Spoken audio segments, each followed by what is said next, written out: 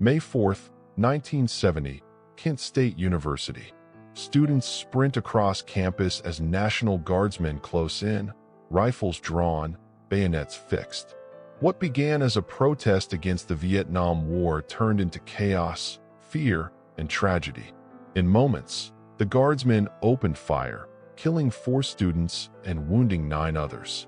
The shocking violence was captured in haunting images that spread across the nation, igniting outrage and deepening America's divisions. This photograph freezes the instant between defiance and disaster. A generation's cry for peace met with the sound of gunfire. They tried to kill him again and again, but Buford Pusser refused to die. On August 1, 1963, the legendary sheriff of McNairy County is seen gripping a pair of autographed sticks, a quiet symbol of his defiance. He had already survived the unthinkable, stabbed 7 times, shot 8, and even run over by a car. Every scar carved him deeper into American folklore. Pusser's relentless war against organized crime made him both a hero and a target. This image doesn't just show a sheriff. It shows an indestructible man who turned pain into power, refusing to ever surrender. Imagine living in a world where money was worth less than firewood. In 1920s Germany, during the peak of hyperinflation, banknotes piled up so quickly they became cheaper to burn than to spend. This haunting image shows a woman feeding her stove with stacks of once valuable currency, fueling her home with what should have bought her food and security.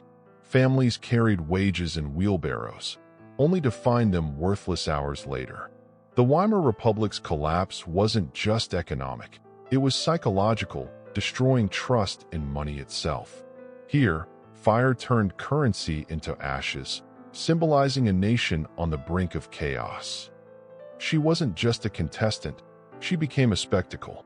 In 1925, Jolly Marie, weighing 620 pounds, won the Big Girls contest at Luna Park in Coney Island.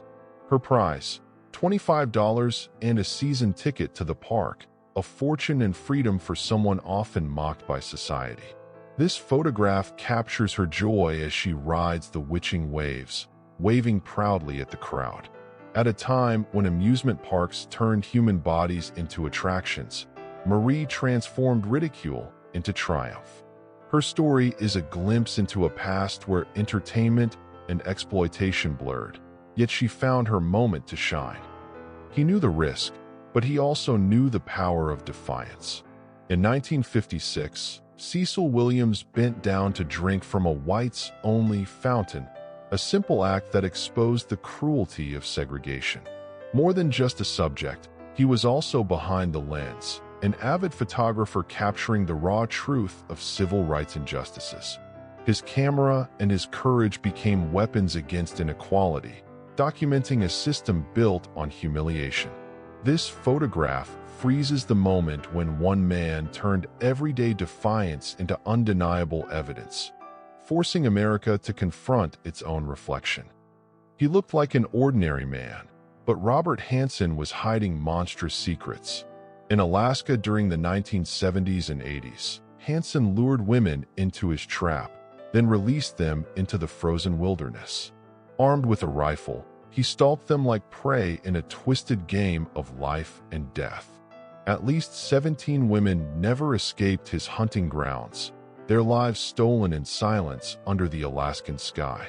Behind his glasses and quiet demeanor was a predator who turned the wild into his killing field, leaving behind one of the most chilling legacies in American true crime. A jazz legend meets punk rebellion in one unforgettable moment.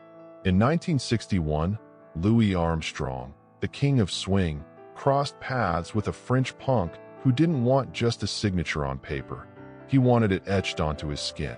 Armstrong, ever the showman, leaned in with surprise and humor, autographing the man's shaved head as cameras captured the surreal scene. It was more than an autograph. It was a clash of cultures, jazz brilliance colliding with youthful defiance, frozen forever in a single photograph that reminds us music doesn't just cross borders, it breaks them. They walked into court with chilling smiles, as if oblivious to the horror tied to their names. On August 11th, 1970, Susan Atkins, Patricia Krenwinkel, and Leslie Van Houten, members of Charles Manson's family, appeared before the world marked with crude excess carved into their foreheads, symbols of their devotion to a man who had led them into unspeakable violence. Their eerie composure and defiant pride shocked America, turning a murder trial into a dark spectacle of cult loyalty and brainwashing. This haunting image captures not just criminals, but the terrifying power of manipulation when blind devotion replaces conscience. They once oversaw one of history's darkest crimes. Now they cowered from the cameras.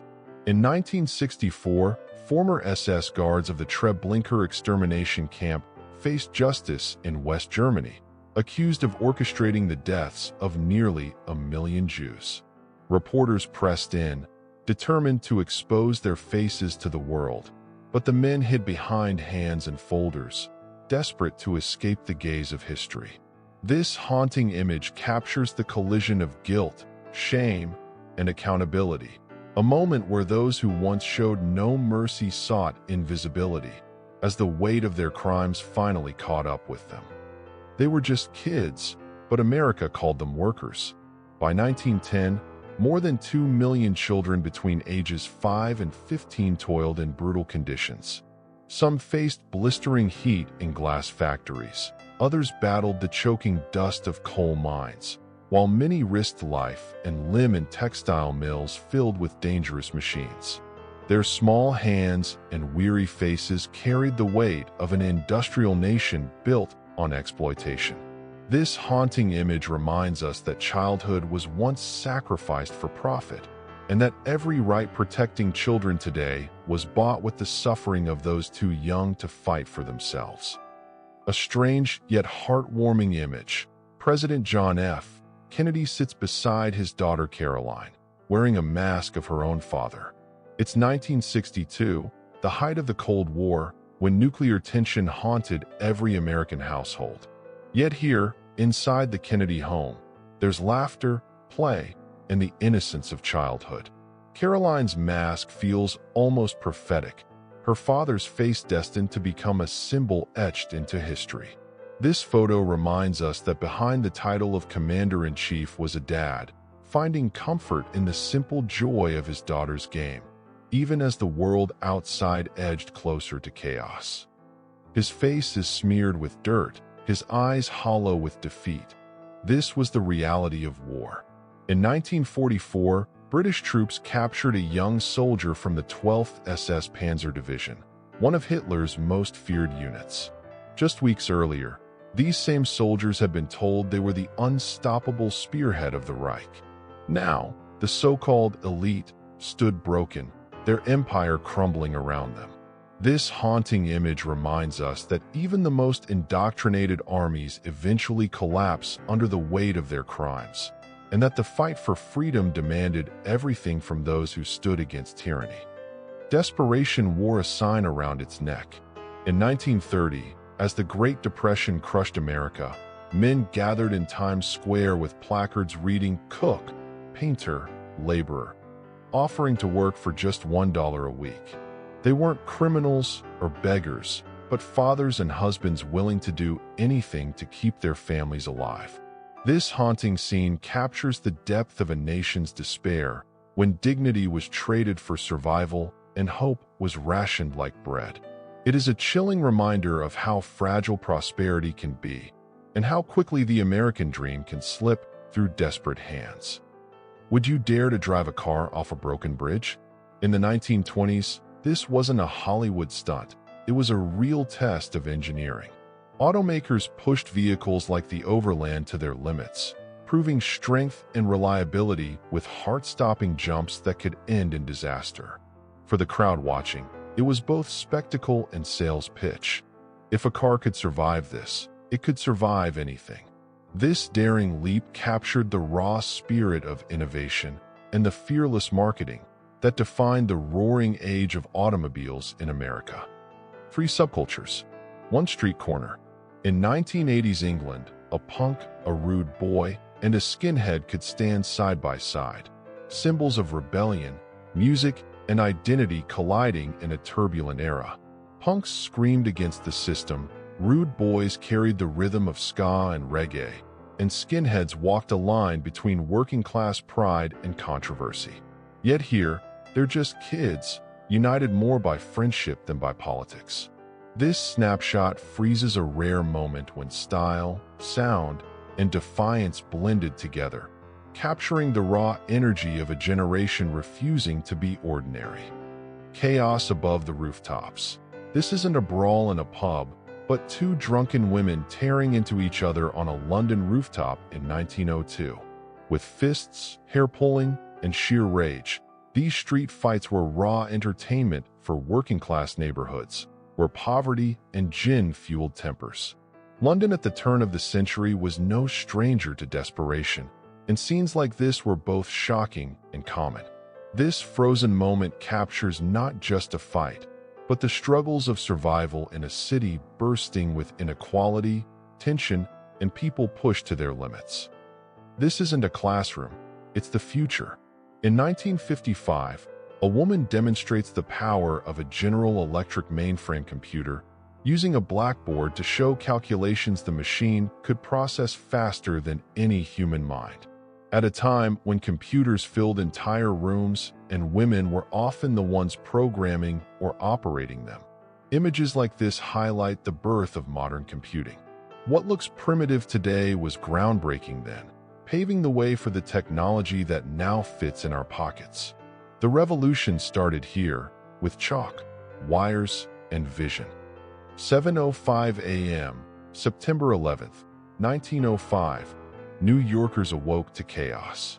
A speeding train on Manhattan's 9th Avenue jumped the tracks, plunging from the elevated railway in one of the city's worst transit disasters. Four passengers were killed instantly, and dozens more were injured, leaving the city in shock. At a time when elevated trains symbolized progress, this tragedy revealed the deadly risks of rapid urban expansion. The twisted steel and shattered cars became a haunting reminder. Modern life moved fast, but safety often lagged behind.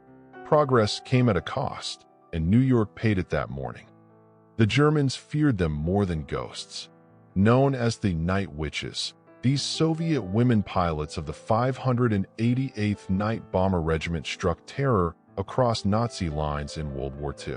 Flying outdated biplanes made of wood and canvas, they would cut their engines and glide silently through the dark. Only the whisper of wind announcing death from above. Each carried bombs strapped under their wings, and each mission meant flying straight into anti-aircraft fire. To the enemy, they were witches on broomsticks. To history, they remain legends of courage who turned fear into their most powerful weapon.